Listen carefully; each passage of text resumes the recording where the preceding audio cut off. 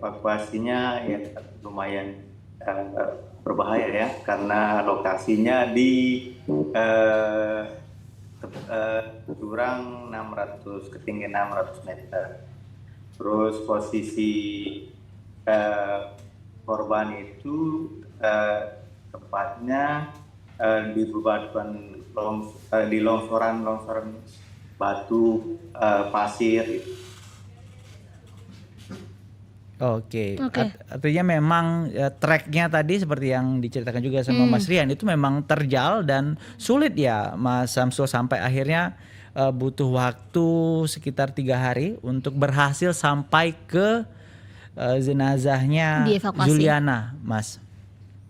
Iya, seandainya korban tidak bergeser di posisi semula, saya ketemu malam itu, saya langsung turun jam 8 malam, saya turun langsung ke posisi foto drone pertama yang terlihat, karena tali sama sambungan weaving hanya sampai sana itu. Saya panggil tidak ada, saya pakai senter, akhirnya saya ngecamp, flying camp di sana menunggu pagi. Sabtu malam ini Mas ya, cerita Sabtu malam ke Minggu pagi begitu? Iya, kan informasi kita langsung berangkat ke lokasi. Saya sampai sana itu maghrib. Setelah bikin angkor, saya langsung turun sendiri. Saya panggil, tidak ada, pas posisi dikirimkan di video drone itu, foto. Oke, jadi Pak Samsul ini sempat menginap di situ ya Pak, dengan flying camp itu? Iya, sempat menginap di sana. Paginya tidak ada, saya naik sampai di atas, koordinasi lagi. Kebetulan ada pendaki yang turun membawa drone. Dia minta, bisa saya bantu? Katanya, oh bisa, terima kasih banyak.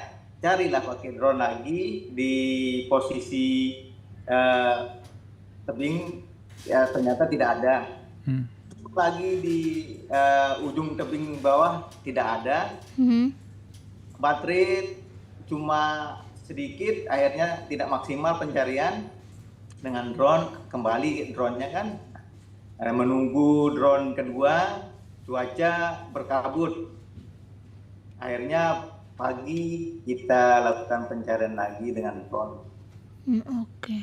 Oke. Pak Samsul, ini saya penasaran nih, maksud saya gini, artinya kan Sabtu itu tim SAR, Pak Samsul dan tim mendapat kabar begitu kan ya, lalu sampai di Sabtu maghrib dan langsung melakukan pencarian begitu ya, sampai menginap di flying camp di Sabtu Minggu balik lagi ke atas untuk melaporkan, lalu sampai akhirnya drone salah satu mendaki diluncurkan begitu, dipakai, dan tapi belum di minggu itu belum nampak Juliana begitu ya Pak Samsul ya?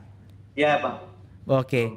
Oke, lalu di minggu pagi ke malam itu juga melakukan pencarian ke bawah, ke jurang juga, ke lereng Pak Samsul dengan tim?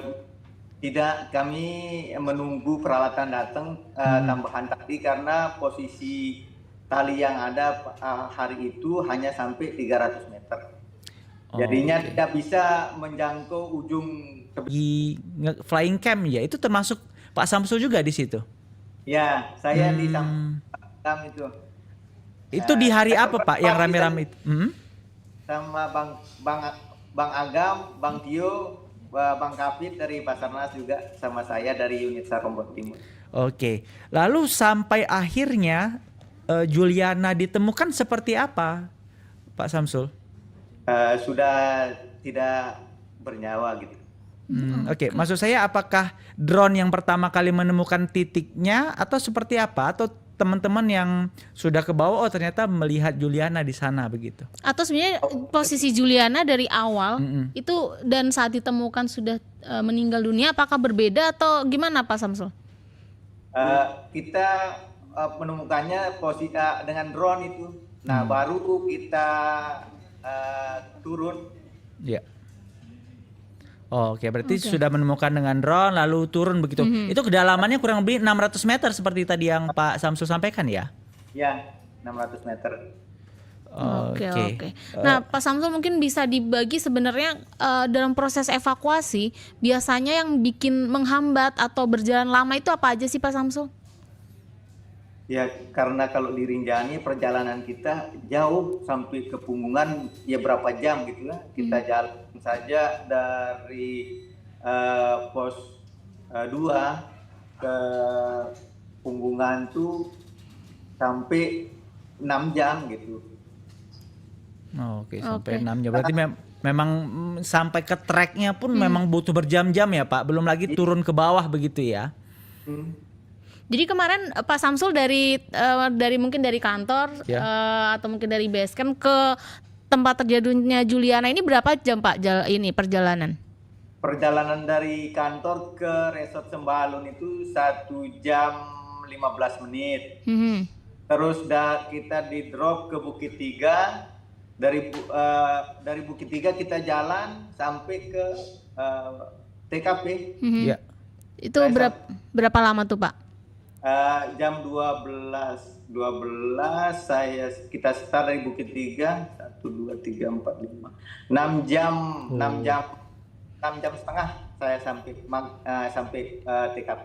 Oke. Dan 6 jam setengah itu langsung melakukan pencarian sampai harus menginap di situ ya Pak Samsul ya? Ya. Oke. Pak Samsul, ini sahabat kompas.com dan pembaca juga penasaran sebenarnya SOP penyelamatan salah satunya misalnya di gunung begitu atau mungkin di tempat lain apakah sama atau seperti apa Pak SOP penyelamatan? Semua SOP penyelamatan sama di gunung sama semua. Apa saja Pak? Boleh mungkin di-spill secara singkat mungkin apa saja yang pertama kali harus dilakukan begitu? Pertama kan kita lihat situasi, kondisi apa yang kita butuhkan. Yang utama kan keselamatan kita sebagai penolong gitu kan. Itu baru kita turun menjangkau korban. Oke, berarti memang harus melihat kondisi dulu ya sebelum akhirnya bisa bergerak karena juga keselamatan para tim SAR juga harus dilihat juga ya Pak Samsul ya. Nah, Pak Samsul, setelah dapat dari drone visual Juliana begitu, lalu teman-teman turun ke bawah ke 600 meter. Nah, setelah itu apa yang dilakukan Pak Samsul? Kita sampai ke korban itu maghrib juga. Bang Kapit itu ya sebelum maghrib. Saya ketiga, Bang Kapit pertama dari Basarnas, kedua Bang Tio, saya ketiga, Bang Agam keempat. Nah, setelah itu kita amankan diri dulu, kita bikin angkor, kita kaitkan diri. Setelah itu baru kita lihat gimana persiapan untuk yang besok untuk evakuasinya. Oke, berarti hari Senin maghrib udah turun ke bawah ya Pak ya untuk itu tadi yang Bapak sampaikan persiapan untuk evakuasi di Selasa pagi begitu ya Pak ya? Ya, iya. Oke. Pak, ini penasaran juga. Apa tuh? Sulitkah gini, saya nggak tahu evakuasinya seperti apa, tapi evakuasinya menggunakan helikopter kah atau memang diangkat ditarik dari atas Pak? Kita tarik dari atas karena kalau helikopter tidak bisa karena tebing kiri kanan itu tebing bahaya. Oke, berarti memang helikopternya juga nggak bisa. Memang mau nggak mau memang harus manual ditarik sendiri ke atas, gitu ya, kan. Begitu. Oke, Pak Samsul ini penasaran juga nih karena kan banyak warga ini kan agak rame nih Pak berita ini di media sosial, banyak yang mempertanyakan kok lama, kok apakah Basarnas ini bergerak setelah viral. Nah mungkin Pak Samsul bisa jelaskan nih Pak soal hal-hal seperti ini nih Pak, bagaimana nih Pak? lamanya itu di perjalanan. Ya, karena terus korban tidak bergerak, dia diam di tempat posisi awalnya, dia aman, insya Allah selamat. Tapi memang karena tadi ya treknya itu berkerikil dan berpasir ya Pak, jadi memang sangat gampang untuk merosot ke bawah begitu ya Pak Samsul ya. Iya. Oke. Ada kesulitan Pak ketika menarik jenazah Juliana ke atas Pak, dan mungkin berapa orang tim yang dikerahkan begitu? Kita bagi 3 tim. Saya berempat di bawah di korban, tim kedua di ujung tebing kedua. Dia di sana persiapan untuk menarik kita. Sebelum itu kan kita berempat tarik dulu di mana posisinya sampai menempel di bibir tebing gitu. Setelah itu rescuer 3 orang naik, Bang Agam yang mendampingi korban. Setelah itu 6 orang menarik rescuer korban ke bibir tebing kedua. Oke, itu berlangsung berapa lama itu Pak kurang lebih? Mungkin ada berapa lama begitu untuk Kita menarik? Sampai di punggungan itu 6 jam. Bukan, maksudnya menarik jenazah Juliana itu ke atas itu berapa lama Pak? 6 jam. Oh 6 jam? Ya. Oke, 6 jam. Oh saya kira berangkatnya Bapak 6 jam, bukan ya, tapi memang menarik dari atas ke bawah itu 6 jam ya Pak ya? Ya. Oke, iya. Pak Samsul, Ini banyak yang nanya juga nih Pak Samsul soal helikopter. Memang berarti helikopter itu tidak bisa beroperasi. Mungkin Pak Samsul dibawa ke puncak langsung pakai helikopter, itu memang tidak memungkinkan Pak. Tidak memungkinkan karena cuaca juga pas kok kita selama evakuasi itu kabut tebal, hujan gitu. Iya. Itu kalau kita lihat ya di penampakan. Ya, ini juga kita Pak Samsul sambil menampilkan visual teman-teman SAR yang sedang melakukan evakuasi ini Pak. Jadi memang terlihat memang kabut tebal itu di belakang. Sama sekali tidak melihat pepohonan sama sekali Pak, seperti yang Pak Samsul sebutkan tadi. Memang jadi begini Pak Samsul, mungkin pertanyaan-pertanyaan netizen ini kan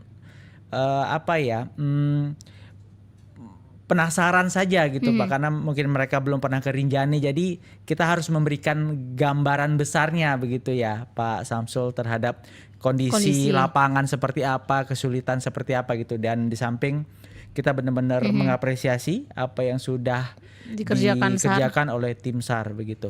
Pak Samsul, waktu sampai ke tubuh Juliana begitu, apakah ada luka-luka begitu Pak di tubuh Juliana?